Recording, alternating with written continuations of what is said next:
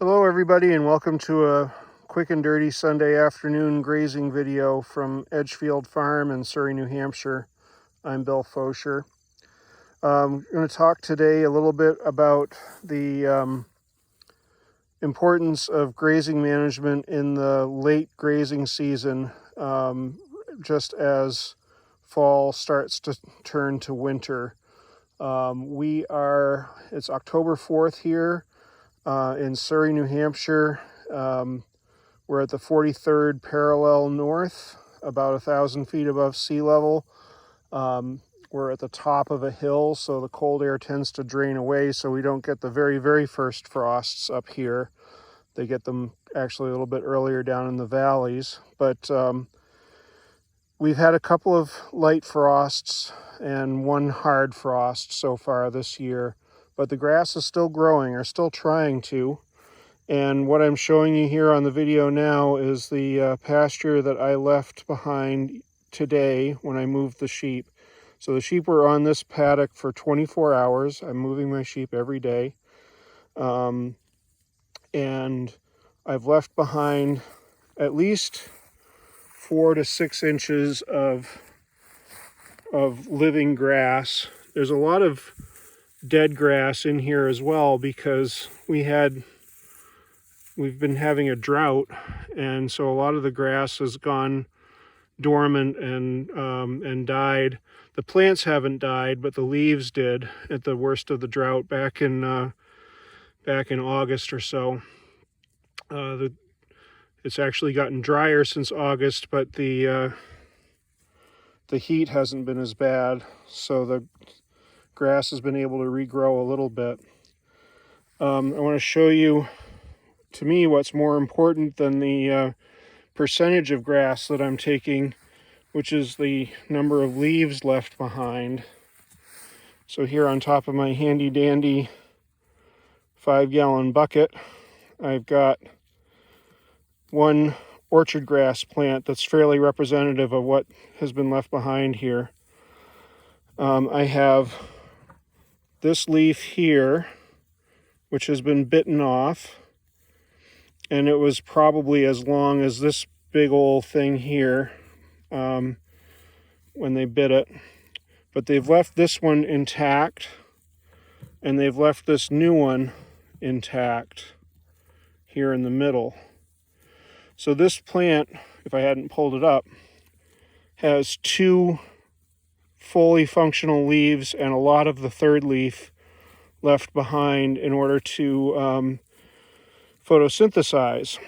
And we want our plants photosynthesizing at this time of year. We do not want them to have to call on their roots at all, because what they need to be doing right now is putting their reserves down into the roots so that they can create a deep-rooted, strong-rooted plant with a lot of reserves, so that next spring, when they get some warmth and some moisture, they can pop back up and we can get started again.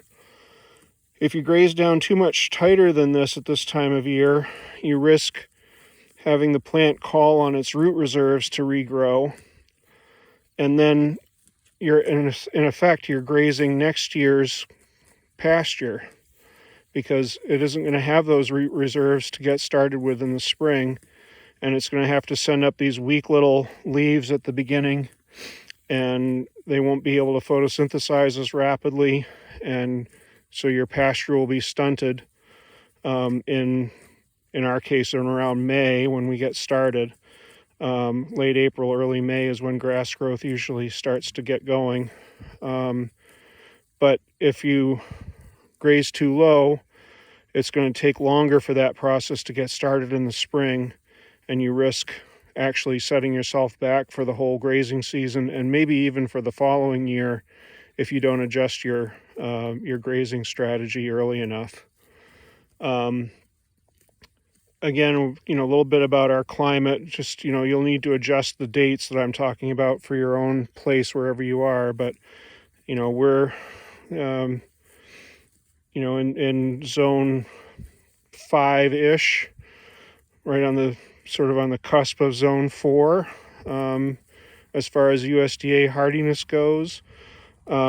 Basically, our growing season is winding down right now. The grass might grow for another couple of weeks at the best. And so moving the sheep every day has really saved me through this drought this summer. It's maximized the amount of regrowth I've had. I also took all of my animals, all of my sheep, regardless of nutritional level, threw them all into one group together so that I could again maximize my days of rest between grazing events on the pasture. The sheep have done remarkably well despite the drought. I haven't had to stop feeding pasture at any point this summer. And I will probably be grazing well into November, unless we get some sort of weather event, ice or snow, that's too wet and hard for them to graze through. This pasture isn't super deep. I'm going into it probably at 10 to 12 inches of height and leaving at least 4, but preferably more like 6 or even 8 inches of residue behind when I get done. So that's how we're doing it. It's not necessarily the only way to do it, but it's the way we're choosing. And I hope that this has been helpful to somebody out there. Thanks. Bye.